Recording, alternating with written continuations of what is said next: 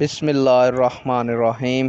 अस्सलाम वालेकुम प्यारे नाज़रीन और सामीन। उम्मीद करता हूँ कि आप सब अल्लाह के फजल व करम से ठीक हैं और अल्लाह ताला से दुआ करता हूँ कि अल्लाह ताला आप लोगों की तमाम परेशानियों को दूर फरमाए और आप लोगों की तमाम दिली मुरादें पूरी फरमाए। आज की वीडियो का अनवान है सही बुखारी शरीफ जिल्द नंबर 1 बाब नंबर 23, एक जुल्म का दूसरे जुल्म से कमतर होना।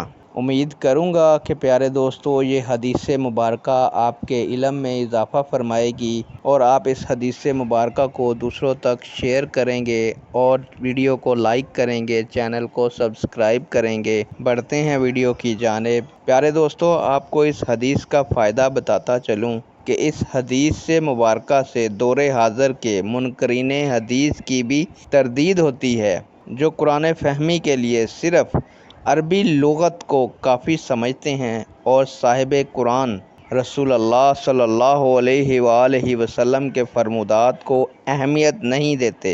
अगर इनका ये दावा दुरुस्त होता तो सहाबा कराम रज़ी अल्लाह ताला अन्हो कुरान मजीद के समझने में किसी किस्म की उलझन का शिकार ना होते। लिहाजा कुरान करीम को समझने के लिए साहिब कुरान सल्लल्लाहु अलैहि वसल्लम के इरशादात व मामूलात को पेश नज़र रखना इंतहाई ज़रूरी है।